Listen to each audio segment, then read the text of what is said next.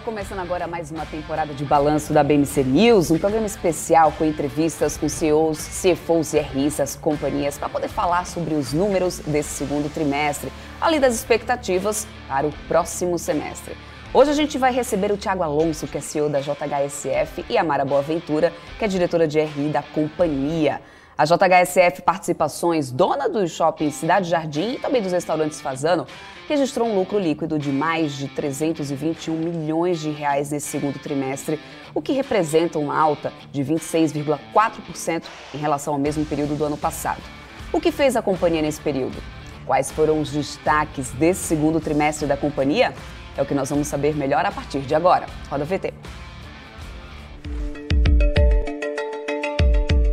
Você já deve conhecer, ou pelo menos já deve ter ouvido falar na Fazenda Boa Vista, no Shopping Cidade Jardim, no Catarina Fashion Outlet ou no Fasano. Essas são as principais marcas da JHSF, companhia líder em negócios voltados para atender o público de alta renda no Brasil, com atividades em desenvolvimento e administração de projetos multiprodutos únicos, inovadores e com alta percepção de valor por parte dos clientes nos setores de incorporação, renda recorrente, hospitalidade e gastronomia e aeroporto executivo. Ou seja, são negócios únicos para clientes especiais. Referência no mercado de luxo, a JHSF busca desenvolver projetos em segmentos em que se diferencie, servindo com qualidade e excelência os desejos do público-alvo, sempre com o propósito de surpreender, inspirar, transformar e realizar. É por meio da combinação da experiência de mais de 40 anos com um olhar atento às novas tendências que eles são capazes de criar produtos e negócios que sempre surpreendem os clientes, mas preservam, até hoje, o controle familiar e a gestão profissional. Esse é o modelo guia da empresa. O time da JHSF também cuida da sustentabilidade e pratica a inclusão social, criando ambiente de trabalho favorável ao enriquecimento cultural e ao bem-estar da coletividade. E foi em 2007 que a companhia estreou na B3.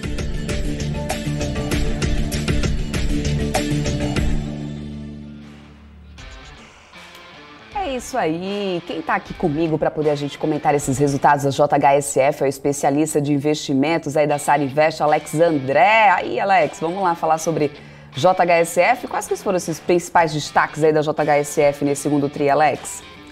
Bom, Débora, muito boa noite. Os principais destaques da JHSF são diversos, né? A companhia vem melhorando desde o ano passado, né, que sofreu bastante em relação à hospitalidade e gastronomia, agora recuperando bastante nesses segmentos e principalmente o real estate, que mostrou uma resiliência muito forte. Também canais digitais que provaram-se aí, um canal aí de uma forma que traz uma resiliência nos números e também um crescimento muito forte. O aeroporto também, né, prova-se aí cada vez mais, né, ou seja, uma qualidade muito grande, também reconhecido de forma internacional, né, recentemente, e também, lembrando, né, também teve uma ampliação também do próprio aeroporto, que mostra, né, a qualidade do ativo. Por hora, né, a JHSF, né, como se diz, né, ou seja, é feita por clientes especiais, ou seja, clientes de altíssima renda, que se provou aí ao longo desde a pandemia, né, que esses números por si só, né, os números consolidados ficaram bem resilientes, até porque, né, onde eles atuam, né, seja esse determinado tipo de cliente. Então, isso que a gente deve observar, né, conversar com o próprio Thiago, né, o CEO da companhia, também com a Mara, né, do RI, conversar um pouquinho das perspectivas e também dos números, né, do segundo trimestre, né, Débora? Exatamente, Alex, mas antes da gente chamar o Thiago Alonso e a Mara Boaventura aqui da JHSF, deixa só eu dar boa noite aqui pro pessoal do chat que tá aqui acompanhando a gente. Quero só falar com o pessoal aqui, ó, já vão mandando suas perguntas, hein? Vão mandando as perguntas, participem, aproveitem essa oportunidade. A gente vai falar só de JHSF agora, então mergulha aí na companhia. É o CEO que vai estar aqui falando com vocês diretamente. Tem o Rui das Neves dizendo assim, agora é boa noite, né, linda Débora? É boa noite, Rui. Se eu disse bom dia ou boa tarde, me perdoa, mas é porque hoje tem overdose aí de Débora, mas boa noite para todos vocês. MPK tá por aqui já acompanhando a gente, o Eldra também tá por aqui falando dessa retomada aqui do segundo trio, o Odair Ferreira, que também tá sempre por aqui, tá dando boa noite aqui também pra gente. Deixa eu ver mais aqui, tem o Felipe, desde mais cedo, o Hamilton que tava aqui acompanhando a gente, o Emerson Duarte. Gente, ótima noite pra vocês. Prestem atenção, tem o CEO da companhia agora aqui para poder falar com a gente, então aproveita essa oportunidade. Muito obrigada pela audiência de todos vocês. Mas agora vamos lá, vamos entender melhor esses números aí do segundo trimestre da JHSF, saber mais sobre as expectativas da companhia. Vamos conversar agora, ao vivo, com o Thiago Alonso, CEO da companhia, também com a Mara Boaventura, que é diretora de Relação com o Investidor, já estão aqui comigo. Sejam sempre muito bem-vindos aqui ao BMC. Olá. Boa noite, Débora. Boa noite. Obrigado pelo convite. É sempre um prazer, Thiago. Boa noite, Mara. Oi, tudo bom? Obrigada pelo convite novamente. Pois é, boa noite. É que eu tô aqui na programação desde mais cedo, daí o pessoal já tá aqui dizendo, Débora, boa noite, hein? Mas tudo, vamos lá, é boa noite sim. Bom, mas gente, só para poder a gente, caso alguém, né, que esteja aqui acompanhando a gente ainda não conheça a companhia, vamos começar esse papo da gente explicando rapidamente aqui sobre o segmento de clientes da JHSF, também sobre o modelo de negócio de vocês, só para poder a gente explicar para caso quem esteja aqui nos acompanhando, nos assistindo ainda não conheça a companhia. Vamos lá, posso começar aqui. A gente atende, que nem vocês bem colocaram no início, um cliente especial, um cliente de altíssima renda, o topo da pirâmide, através de 4 segmentos: incorporação, shoppings e varejo, hospitalidade e gastronomia, através da marca Fasano, e o mais recente business, negócio, que é o Aeroporto Executivo Internacional. Então, esses 4 segmentos a gente atende esse público, que é muito específico, né, muito nichado, e a gente atende também, como apareceu no vídeo, com qualidade, excelência, que é o que é demandado por esse tipo de cliente.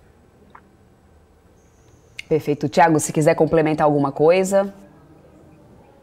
Acho que a Mara colocou bem. Acho que a gente, como empresa, é muito focado no público de alta renda. A gente tem uma preocupação constante de desenvolver com esses clientes um relacionamento de longo prazo, que a gente sustenta através de entregar para essas famílias que são nossas clientes, um aprimoramento de qualidade de vida, e a gente tem a felicidade aí, a Mari e eu, de sermos 2 num grupo de 4.000 pessoas que acordam cedo, dormem tarde, para levar qualidade e excelência para esses nossos clientes. Isso é o central aqui do que a JHSF faz. Agora vamos lá, observando esse resultado aí da companhia, né, com crescimento de lucro de 83%, ano contra ano, né, primeiro... Claro, gostaríamos de parabenizar vocês pelas entregas, né? Mas conta pra gente, na sua opinião, Thiago, qual foi o grande destaque da JHSF nesse segundo trimestre?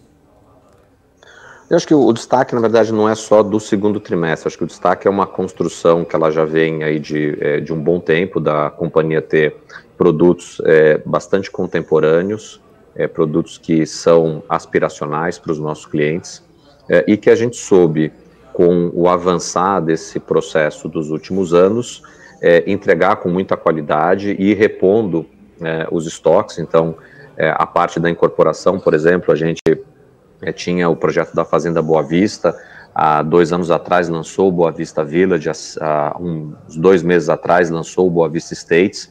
Então, acho que a companhia tem conseguido dar sequência ao lançamento de produtos únicos para clientes especiais, e isso é a característica daquilo que a gente faz.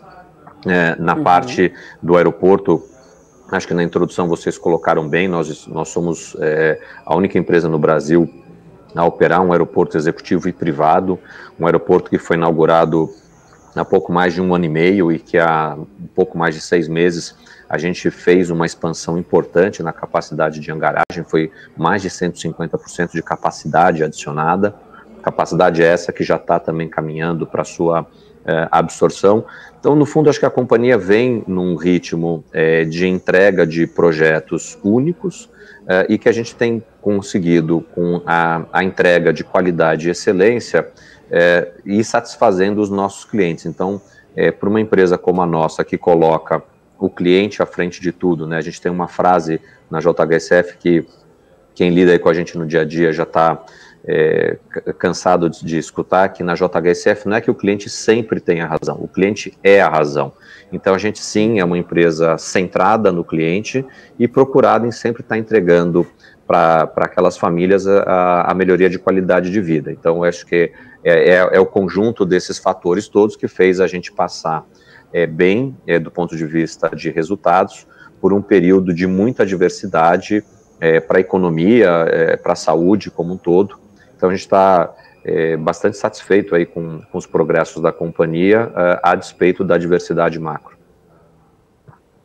Perfeito. Mara, para você, o que foi o grande destaque desse segundo trimestre? É o que o Thiago falou, a gente tem produtos que são desejados, produtos de altíssima qualidade, então é uma sequência de lançamentos e a aceitação do público pelo produto. Então, isso não é só de um trimestre, é difícil olhar um tri e isolar esse trimestre. Um ponto de um segmento específico, a gente teve a aprovação da internacionalização do aeroporto, então era uma passagem que a gente superou, isso é importante. Na parte de hospitalidade, gastronomia e renda recorrente, o destaque foi que, apesar, esse tri ainda teve muito 2T, né, o segundo tri, ele ainda teve muita restrição, então a gente passou o mês de abril até o dia 19, com todos os shoppings do estado de São Paulo fechados, e maio e junho com muita restrição ainda, e mesmo assim a gente teve um resultado bem interessante. Então, o destaque é essa superação. Perfeito. Acho que por superação aqui, só para a gente completar o que a Mara está colocando, né? Claro. A gente viu o mês de maio, o mês de junho e também vimos o mês de julho, com o volume de vendas nesses meses superando e em bastante o Natal de 2019. Então, a gente está bem satisfeito aí com o desempenho de vendas nos nossos shoppings. Os shoppings de alta renda, a gente vê lojas com crescimento de triplo dígito em vendas, então acho que no geral a gente está vendo uma recuperação bastante forte à luz daquilo que nós vimos no terceiro e no quarto trimestre do ano passado.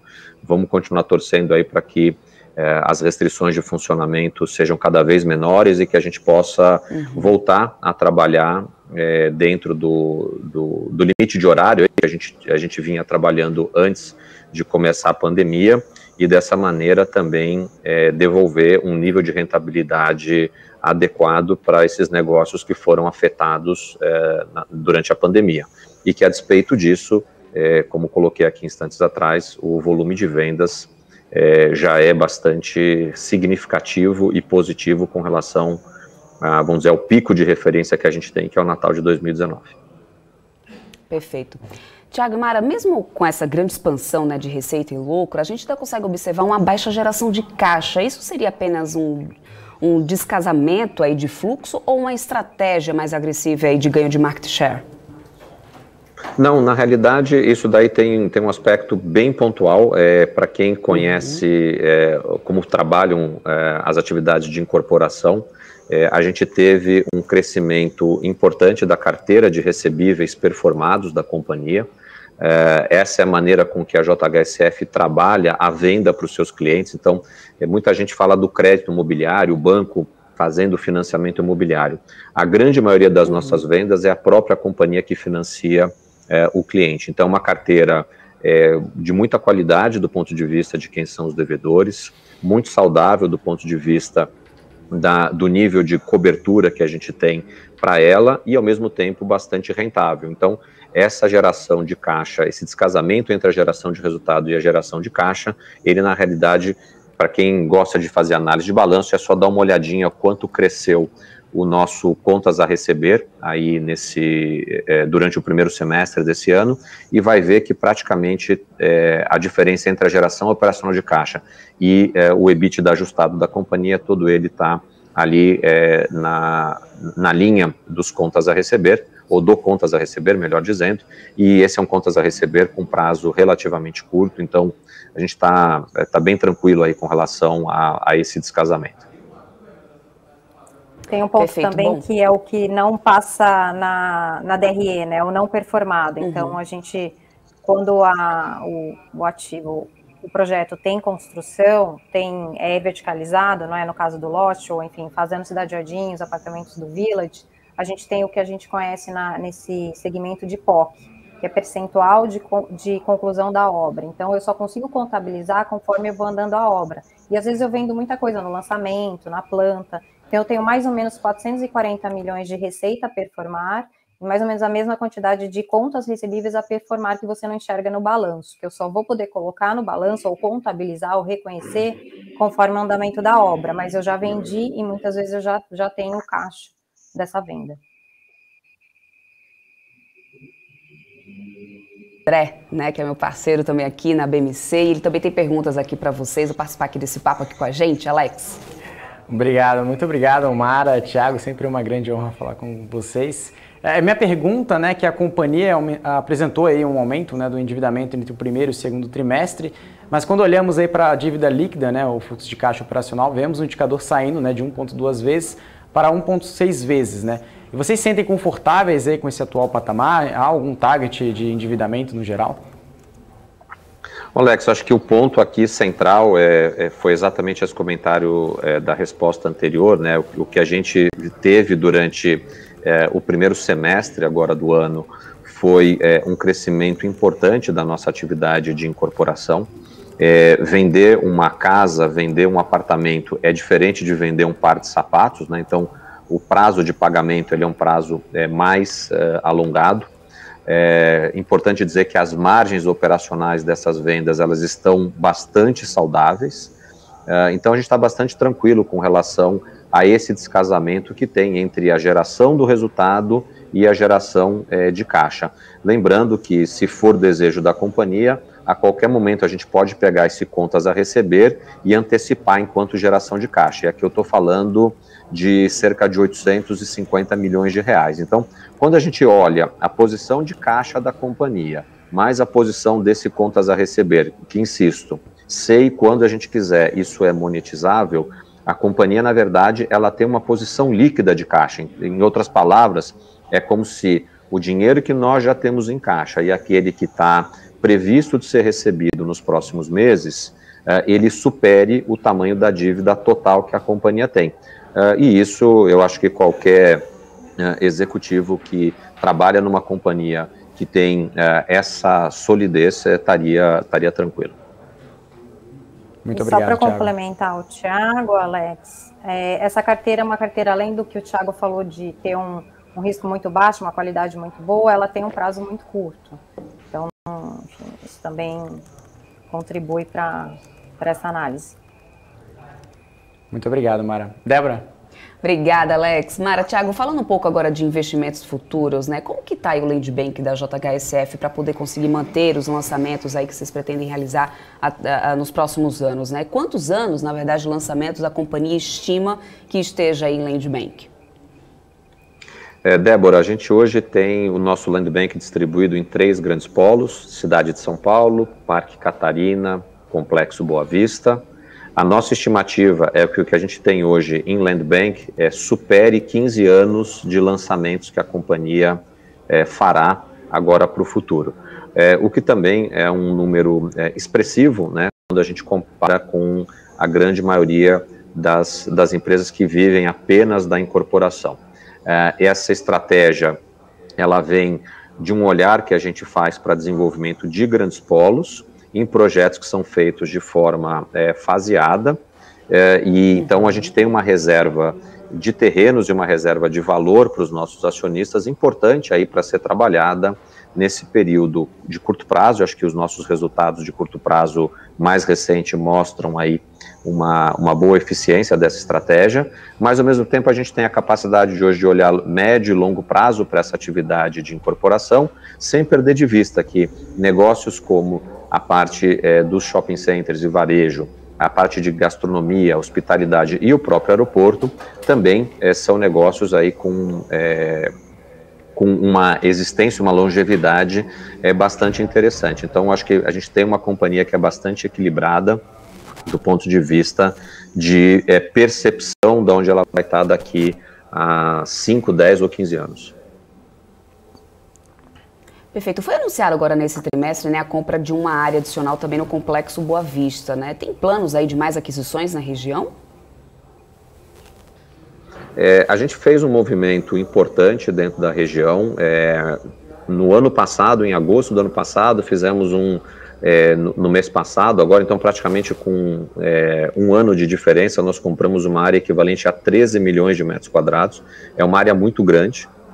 Para quem conhece o nosso projeto da Fazenda Boa Vista, essa área que nós compramos, ela equivale à área total da Fazenda Boa Vista.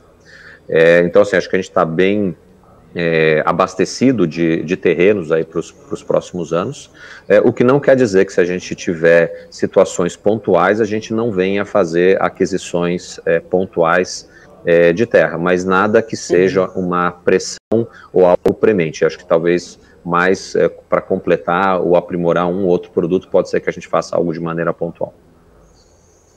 Perfeito. Bom, a demanda no setor de incorporação está bem aquecida agora durante a pandemia. Inclusive, por causa dessa alta demanda, vocês acabaram até antecipando, né, alguns lançamentos de vocês. Qual que é a expectativa agora para esse segundo semestre? E também, já olhando um pouco mais para frente, o que vocês estão pensando para 2022? Vocês estão com algum guidance aí para a incorporação? Não, a companhia não trabalha com guidance. Eu acho que a gente tem a compreensão aí com relação ao que são as metas da companhia de curto, médio e longo prazo, né? A gente desenvolve um trabalho junto com a equipe toda, buscando alcançar os resultados que a gente tem discutidos aqui mais internamente. E acho que, assim, como expectativa, tem aí uma retomada, né, de normalização da economia. Eu não vou ficar aqui entrando em discussão sobre saúde, mas acho que tudo indica, né, que a gente está indo para um cenário melhor do ponto de vista de saúde do que os últimos trimestres aí que nós vivemos, e a gente acha que as coisas vão voltar ao normal. E dentro dessa normalidade, a gente continua vendo os produtos da companhia bastante contemporâneos e bastante atrativos para os nossos clientes. A gente está pronto, portanto, aqui para atender essa demanda, seja pela parte de varejo, seja pela parte de gastronomia, hospitalidade, a parte de moradia, o aeroporto. Então, acho que a companhia está bem preparada para o cenário que a gente tiver pela frente, a gente conseguir entregar um bom produto para os nossos clientes. Perfeito. Thiago, Mara, vocês poderiam também falar um pouquinho sobre o novo projeto da JHSF, o Boa Vista Estates? Mara, quer comentar? Sim, lógico. Esse foi o pré-lançamento no segundo trimestre. A gente fez quase 190 milhões em venda. É uma área que a gente comprou ano passado, em agosto, conforme o Thiago falou. Fica no Complexo da Boa Vista, é muito parecido com os outros condomínios, é uma extensão, a gente tem os amenities como campo de golfe, polo, toda a parte de clube, de infraestrutura. Então, essa primeira fase que a gente lançou aí já entrou venda, são lotes, a gente chama, na verdade, estâncias, que são lotes de mais de 20 mil metros quadrados, e que com essa boa aceitação do produto, esse conhecimento do que a gente entrega, os nossos clientes compraram no pré-lançamento, mesmo sem ter um showroom, ou enfim, uma infraestrutura no local de visita. Então, já conhece a Fazenda Boa Vista, já conhece o Boa Vista Village, então compraram uma extensão desse produto, né, que fica no mesmo complexo. Acho que o que cabe aqui só complementar é que esse Boa Vista Estates é o produto mais exclusivo que a companhia lançou. Então, acho que aqui tem esse lado de exclusividade que está bastante associado com o tamanho dos lotes e também com a qualidade daquilo que está sendo feito para entregar para os clientes. Perfeito. Bom, analisando agora um pouquinho o cenário macro, a gente vê uma expectativa de subida de juros como consequência de uma alta nessa inflação, né? Na opinião de vocês, como que isso impacta o segmento de incorporação da JHSF? Esse reajuste de juros preocupa vocês de alguma forma? Vocês sentem algum impacto disso? Eu acho que os juros e a atividade imobiliária, eles andam em direção contrária, né? O que a gente ainda não percebeu, apesar da alta de taxa de juros, foi um arrefecimento do movimento comercial e da própria procura pelos produtos da companhia. Então, acho que nos patamares onde a gente ainda está, a gente continua vendo um nível de demanda bastante interessante. Quer complementar alguma coisa, Mara? Não, é isso mesmo, a gente vê com sinal de alerta, mas a gente ainda sente um patamar, um nível comercial bem atrativo. Perfeito. Eu quero trazer o Alex aqui, André, de volta, que ele também tem mais perguntas aqui para vocês, Mara e Thiago. Alex? Obrigado, Débora. A minha pergunta, né, que observamos, né, que a alta renda não sofreu tanto, né, na queda do consumo contra outras faixas de renda. Agora, com a retomada econômica, podemos esperar que a alta renda expanda, né, quanto aí a média renda também, por exemplo, né? Alex, acho que até a sua fala ela ajuda a responder a pergunta, né? Alta renda, consumo, né? Uma das coisas que a gente gosta desse posicionamento que a companhia tem, é que esse público de renda mais alta, ele é mais resiliente ao consumo nos momentos em que a gente tem a economia como um todo andando mais devagar, e normalmente ela se expande numa velocidade mais rápida quando a economia volta a acelerar. Então, dentre outros fatores, é por isso que a gente optou por ter esse posicionamento focado no público de alta renda. Eu acho que os números que nós mostramos nos últimos trimestres, no que diz respeito à incorporação, os números que eu comentei um pouco mais cedo de retomada de venda nos shoppings e principalmente nos shoppings voltados para o público de renda mais alta, eu acho que eles respondem aí essa questão do direcionamento do consumo. Obrigado, Thiago. Agora tenho mais uma pergunta aqui para falar um pouquinho, né, sobre a expectativa do segundo semestre, né, do segmento hoteleiro, né, e também de gastronomia, né? Thiago, Mara, você quer falar por aí? Lógico. É até na mesma linha de resposta que o Thiago deu anterior, a gente está notando os nossos hotéis, principalmente os de lazer, com performance e ocupação muito maior que em 2019. Então, as pessoas não estão viajando para fora do Brasil, estão buscando alternativa segura, né? A gente tem um modelo de hotel boutique que dá menos exposição, uma sensação de segurança. E então, a gente está sentindo performance muito maior que em 2019. A gastronomia, ela segue muito o ritmo dos shoppings, principalmente por conta de restrição de horário, e a partir de julho, dia 13 especificamente, o horário do jantar foi expandido, o que ajuda nessa performance. E toda vez que tem essa melhora, as nossas casas enchem. Então, a gente sente que as pessoas estão cansadas de ficar em casa e encontram no nosso produto uma boa alternativa para isso, né? Muito obrigado, Mara. Débora? Obrigada, Alex. Agora, falando um pouquinho aqui, eu queria continuar falando um pouco sobre essas expectativas do segundo semestre. Até o Alex perguntou um pouco sobre essa questão da expectativa para a gastronomia, também para a hotelaria. Mas eu queria saber também da expectativa de vocês para o aeroporto executivo, né, no segundo semestre. É o primeiro aeroporto executivo do país, aí, que é agora internacional, né? Então, como é que vocês estão olhando para isso agora, olhando aí para frente? Débora, deixa eu tentar ajudar quem ainda não conhece esse modelo de negócio a decifrar o enigma dessa esfinge aí, né? A gente costuma dizer que o negócio desse aeroporto, ele é mais facilmente entendido como uma atividade de estacionamento, uma atividade de rodovia pedagiada e uma atividade de posto de gasolina. Então, o que nós vimos acontecer desde a inauguração do aeroporto, só colocando no tempo, dezembro de 2019, foi um avançar mais rápido da atividade de estacionamento do que aquele que nós imaginávamos. Na nossa curva, a gente talvez esteja aí de 1 ano para 1 ano e meio à frente na curva de comercialização do que nós imaginávamos.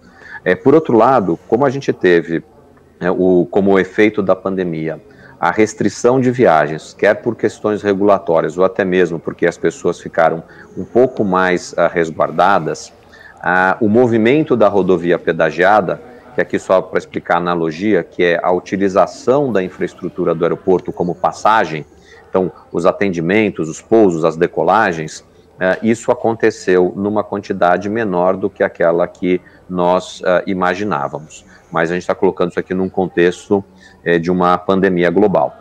E por fim, como teve menos circulação de, entre aspas, carros na rodovia pedagiada, a gente também viu os postos de gasolina que operam naquela rodovia pedagiada vendendo menos combustível. E lembrando a vocês, a comercialização de combustível também é um componente importante, não só das nossas receitas, como também que ajuda a compor resultado nominal para essa atividade de negócio.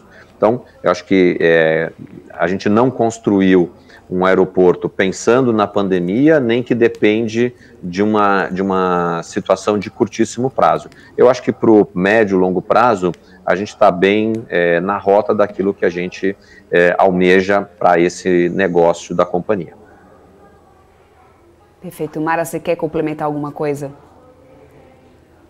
Não, fica o convite, até aproveitando o convite para visita, porque realmente a esfinge não é tão esfinge assim, e é um empreendimento de muita qualidade. Enfim, quem vai lá se surpreende, tá? E só refrisando que o modelo não é concessão, é nosso, né? A gente é dono do terreno e do ativo, e a gente verticaliza todas as receitas. Então, não tem nenhuma terceirização dessas 3 receitas que o Thiago mencionou.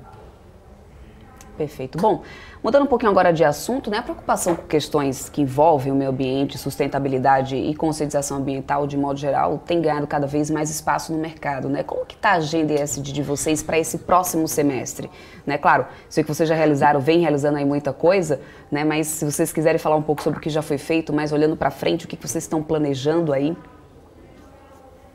Débora, é bem legal essa pergunta e até eu não podia estar melhor acompanhado aqui do que pela Mara. A Mara tem ajudado a liderar esse processo dentro da JHSF, junto de várias outras pessoas. Mas contando aqui um pouquinho para vocês a história de maneira mais completa, no ano passado a JHSF fez uma grande reforma no seu conselho de administração.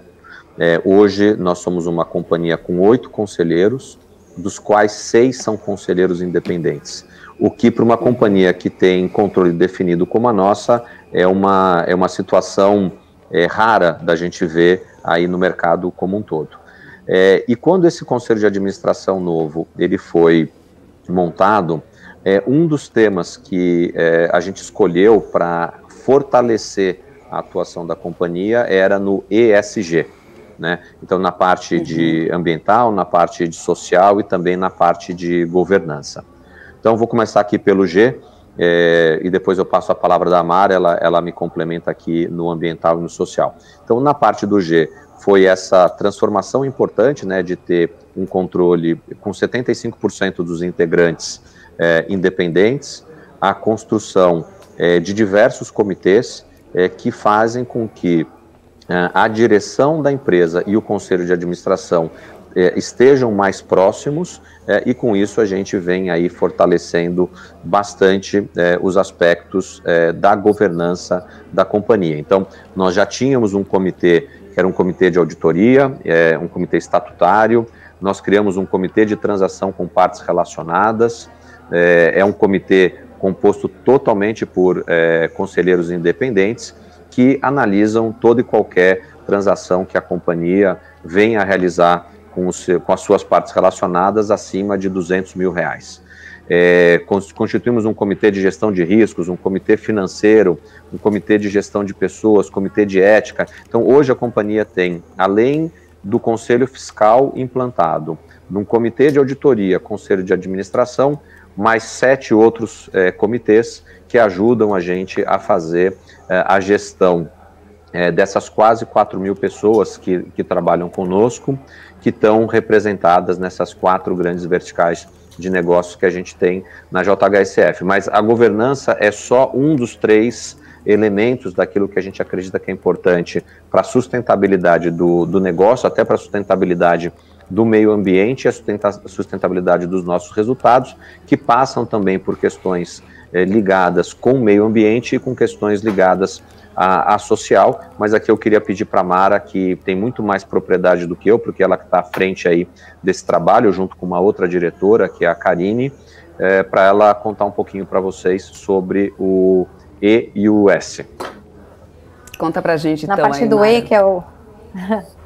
Na parte do E, que seria o ambiental, a gente tem um trabalho muito forte nos nossos empreendimentos de recompor fauna e flora. Então, normalmente a gente compra fazendas que antes são canavial, pasto, e a gente faz um trabalho de recompor essa fauna e flora, sem contar toda a área de preservação. A gente tem mais de 5 milhões de metros quadrados de preservação.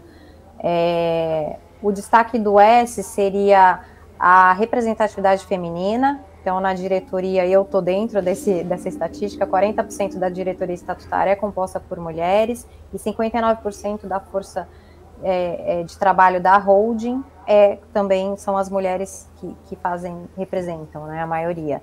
E mais uma iniciativa que a gente implementou esse ano foi o Comitê de Diversidade, é um programa de inclusão e pluralidade, que a gente torna um ambiente mais inclusivo e diverso, e uma série de ações sociais e filantrópicas relativas a doações, principalmente a parcerias que a gente tem com o GRAAC e com a comunidade no entorno de todos os nossos projetos. Um ponto só importante nesse semestre, aliás, no ano, a gente concluiu recentemente um diagnóstico de sustentabilidade, então a gente sabe exatamente onde a gente está, e nesse segundo semestre a gente vai traçar um plano, ou seja, metas de longo prazo em relação a essas 3 letras, né, essas 3 iniciativas. Perfeito. Bom, eu quero antes de continuar com mais uma pergunta minha, eu quero trazer uma pergunta aqui de um telespectador nosso, e aliás, ele é acionista de vocês desde 2016, que é o Rui das Neves. Ele está aqui dizendo o seguinte: como já foi dito em outros momentos pelo senhor Alonso, todos os ativos são negociáveis, portanto, já chegou propostas pelo Shopping Jardins, Ponta Negra ou outras? Se sim, não fechou por preço ou estratégia de momento? Não, acho que a gente não costuma comentar esse tipo de situação de maneira pública, né? Então eu peço desculpas, mas vou ter que pedir para a gente passar essa não pergunta. Tem problema. Eu acho que posso responder de uma outra maneira, né? Acho que a companhia, quando ela quis vender os ativos e que tinha um valor adequado à sua percepção, ela realizou esses movimentos. Acho que a gente tem hoje um histórico de ter desenvolvido 8 shopping centers, a gente está desenvolvendo mais 3, mas já desenvolveu 8, então a gente vai fechar aqui um ciclo de 11 shopping centers, 2 nós vendemos 100%, e dos 6 que nós temos hoje, cada pedacinho desses 6, em algum momento nós negociamos. Então é parte da estratégia da companhia de transacionar parcelas minoritárias de ativos como shopping centers e dessa maneira melhorar o retorno sobre o capital investido. Então a gente está atento a isso, fazer isso de uma maneira com a preservação estratégica dos objetivos que a companhia tem e ao mesmo tempo buscando aí maximizar o retorno para a companhia e para os nossos acionistas. Perfeito, Thiago. Inclusive aqui o Rui das Neves está respondendo aqui no chat, ok, entendido, compliance, super obrigado, ele super entendeu aqui também, tá? Bom, olhando para a bolsa, as ações da JHSF também tem ficado entre os 7 e 8 reais, né? O que você pensa sobre isso, né? O que falta para as ações da JHSF se valorizarem ainda mais? O nosso papel aqui é um papel que não é muito comentar sobre o preço das ações. Eu acho que a gente tem como equipe essas 4.000 pessoas que estão muito comprometidas com a criação de valor para a companhia. Eu acho que quem dá preço em ativo é o mercado. E a gente viu o mercado aí nos últimos meses preocupado com temas como alta de taxa de juros, e isso fez, não é só a ação da JHSF, até semana passada a gente estava olhando um gráfico, e se a gente olha dentro de um grupo das empresas que desenvolvem atividade de incorporação, a gente é uma das ações com melhor performance ao longo de um ano, de 2, 3, 4 ou 5 anos. A gente está ali em alguns momentos em primeiro ou segundo lugar. Então acho que o investidor deve entender o que a gente está falando aqui, que são os ciclos, né, de alocação de investimento num perfil ou num outro perfil, e a gente entende que nesse momento existe uma preferência do mercado de capitais por investir em outros perfis de ação. Como daqui a pouco essa roda do ciclo ela se fecha e isso volta a gerar maior atenção para as ações ligadas aí ou à área de incorporação ou à área de gestão de shopping centers, que também é uma outra área relevante dentro da nossa companhia, mas eu acho que a nossa preocupação, ela hoje está muito associada com a criação de valor, com a gestão dos fluxos de caixa da companhia e com a sustentabilidade do nosso negócio no longo prazo. Perfeito, eu quero trazer aqui o Alex André de volta, porque ele tem mais perguntas, vamos falar um pouquinho agora sobre tecnologia, né, Alex? É um ótimo ponto, né, Débora? Também, Thiago, Mara, né, falando um pouquinho, né, que no ano passado, né, o consumidor teve que mudar o seu hábito de consumo, né, de motivos muito óbvios, mediante a pandemia, que ainda não acabou.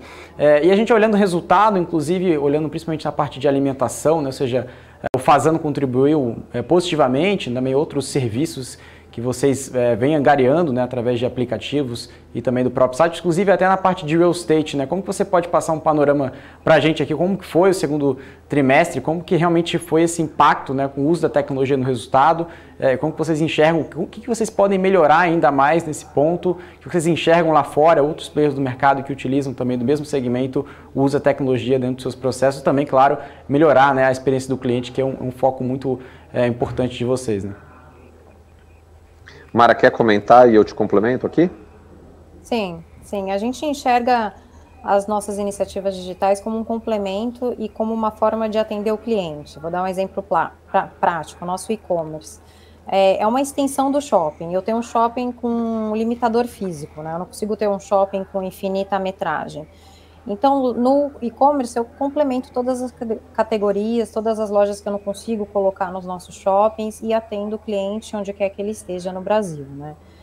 Então, a gente encara o digital como um complemento da nossa atividade, no shopping, nos restaurantes, e a gente tenta escutar o cliente e ver o que ele precisa. Tá? Então, um esforço ou melhoria, ou enfim, uma oportunidade é complementar com categorias do próprio e-commerce, né? O que eu não consigo colocar no shopping, eu vejo alguma categoria que está demandada, por exemplo, hoje com o aquecimento das vendas de incorporação, talvez decoração, móveis, utensílios para casa, seja uma categoria que a gente tenha que colocar mais, mas nesse sentido, Alex. Muito obrigado, Mara. Thiago, tem algum ponto? Aqui, só para completar, Mara, eu acho que quando a gente fala de tecnologia, de digital, é um conceito muito amplo, né? E eu acho que cada companhia acaba tendo o seu objetivo, a sua estratégia. Dentro da nossa companhia, como tudo que a gente faz é voltado para melhorar a qualidade de vida dos nossos clientes, então acho que essa aqui é a nossa prioridade com todo esse processo de digitalização. Quando a gente desce para o nível de cada um dos 4 negócios que a gente opera, digitalizar encontra respostas que são diferentes. Então, a Mara destacou bem aqui a digitalização dos shoppings, no sentido de, primeiro, oferecer 24/7 para o cliente a possibilidade dele realizar a compra dele, aonde e quando, né, ele quiser comprar.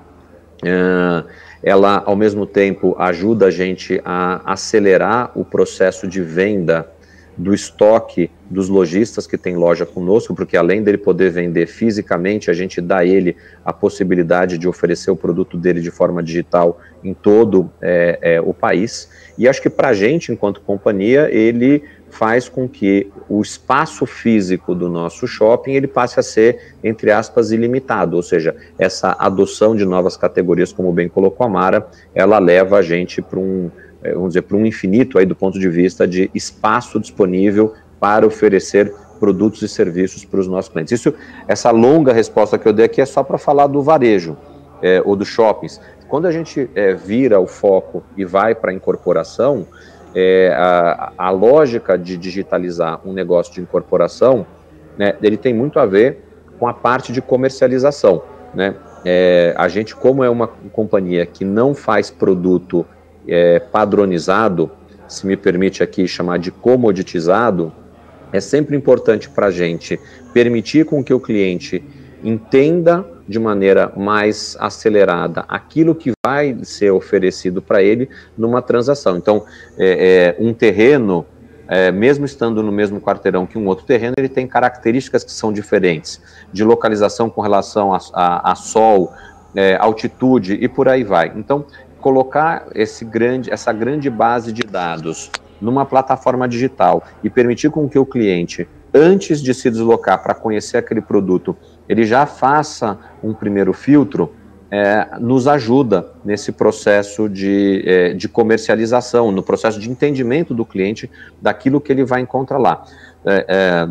Quando a gente olha aqui a parte de gastronomia, de hospitalidade, isso tudo tem a ver com a experimentação que o cliente vai ter daquele espaço que ele vai usufruir durante a sua estadia ou durante uma refeição. E quando a gente vai para o ambiente do aeroporto, a gente tem tanto um cliente que é o piloto do avião, com quem a gente lida na preparação de um voo, quer seja a recepção de um voo ou o despacho de um novo voo, como também com relação aos passageiros. Então, para os passageiros, a gente consegue digitalizar toda a experiência a bordo que ele vai ter da sua própria aeronave, nos dando a possibilidade de preparar aquilo que ele quer usufruir enquanto está dentro da cabine. E, ao mesmo tempo, nessa interação digital com a tripulação, entender aquilo que precisa ser preparado, quer de aspectos técnicos para um voo, quer questões mais operacionais. Então, acho que a digitalização como um todo na companhia não é algo que começou na pandemia, a gente está nesse processo já desde 2015, 2016, e ela não vai acabar com o final da pandemia, como a tecnologia, hoje, ela está aqui para ficar e para nos ajudar a melhorar o nosso nível de atendimento para os nossos clientes. Muito obrigado, Thiago. Débora? Obrigada, Alex. Thiago, Mara, eu quero primeiro, antes de tudo, claro, parabenizar vocês mais uma vez, né? E deixar também aqui o espaço aberto, agradecer pelo espaço aqui, agradecer pelo tempo na agenda de vocês para vir aqui falar um pouco mais sobre esse segundo trimestre da JHSF, deixar aqui o espaço para que vocês façam as considerações finais de vocês, porque nada melhor do que vocês, né? Você, Thiago, como CEO da companhia, você, Mara, aí como RI da companhia, para poder falar um pouco mais, com mais detalhes, né, dessa visão do segundo trimestre. Às vezes a gente recebe os resultados, tantos números, o investidor pode olhar e dizer assim, meu Deus, o que realmente importa daqui ou não, né? Qual que é a interpretação pelo lado da companhia, que isso é o mais importante, por isso a gente está abrindo esse espaço aqui da BMC, para que vocês tenham cada vez mais essa proximidade aí com o investidor. Então fica aqui o espaço para vocês fazerem as considerações finais de vocês e aguardo vocês sempre aqui, claro, com certeza. Mara, por favor. Lógico. Obrigada pelo convite, a gente também apoia todo esse tipo de iniciativa, o trabalho de vocês, muito importante desintermediar, né, trazer a companhia mais para perto do investidor. Então, até fica o convite para quem quiser, quem tiver dúvida, pode mandar e-mail para a gente no ri@jhsf.com.br ou pelo telefone 011 3702 5473. Fica o convite para visitar o nosso site de RI, ri.jhsf.com.br.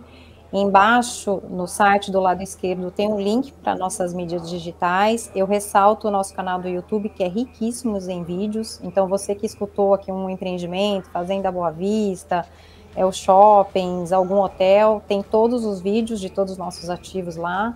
Fica o convite. E fica o convite para o presencial. Então, também a gente pode organizar no futuro alguma visita dos clientes, dos seus ouvintes, para conhecer os ativos. Obrigada. Obrigada, Mara. Thiago. Débora, aqui só para deixar um complemento com relação às mensagens aí que a gente já dividiu com vocês, até mesmo esse encerramento da Mara. Eu acho que aqui a gente tem que deixar uma mensagem de agradecimento enorme para o time da JHSF. Eu não canso de dizer que é um time que acorda cedo, dorme tarde para levar qualidade e excelência. Eles são, na verdade, a força da nossa companhia. O nosso agradecimento para os nossos clientes que seguem prestigiando a companhia nos seus produtos, nos seus serviços, bem como um agradecimento aos nossos parceiros de negócio, a quem a gente com muita tranquilidade estendeu o apoio agora durante esse período de pandemia, fortalecendo laços de longo prazo que a gente já tinha e que deseja ter por mais tempo com relação a eles, né? E deixar aqui por fim o nosso agradecimento pelo convite e desejar a todos que estão assistindo a gente aqui ao vivo boa noite e mais uma vez obrigado por a gente estar aqui juntos mais uma vez com o time do BMC. Espaço sempre garantido aqui para a JHSF. Thiago, Mara, muito obrigada e até uma próxima então. Uma ótima noite para vocês. Obrigada. Obrigado. Gente, esses foram o Thiago Alonso, CEO da JHSF, e a Mara Boaventura, que é diretora de relação com o investidor da companhia, falando tudo sobre esse último trimestre aí da JHSF. Agora eu quero me despedir do Alex André, que volta amanhã aqui na nossa programação, né, Alex? É isso aí, Débora. Também, né, lembrando que acabamos de falar com a JHSF e nós não paramos, né, sempre trazendo muito conteúdo. E também amanhã, né, Débora, também continuaremos aí o nosso calendário, né, divulgação de resultados das principais companhias da Bolsa aqui na BMC News, né? Exatamente, essa nossa programação especial aqui de temporada de balanço amanhã começa às 8 horas da manhã, hein, gente? 8 horas da manhã já vai ter aqui Débora Oliveira e Alex André para vocês, trazendo a login com tudo que aconteceu nesse segundo trimestre da companhia, para vocês saberem mais detalhes aí também das prospecções, dos próximos passos da Login. É só conferir aqui com a gente amanhã, 8 horas da manhã. Quero ver quem tá aqui no chat aqui acompanhando a gente, hein? Tá bom? Então vamos lá, eu também vou ficando por aqui, gente, mas vocês continuam acompanhando as nossas notícias aqui, as notícias do mercado, tanto nacional como internacional, no nosso portal www.bmcnews.com.br, além, claro, das nossas redes sociais, @bmc.news. Eu vou ficando por aqui, mas amanhã estou de volta às 8 horas da manhã, mais temporada de balanços para vocês ao vivo. Tchau, tchau, até amanhã.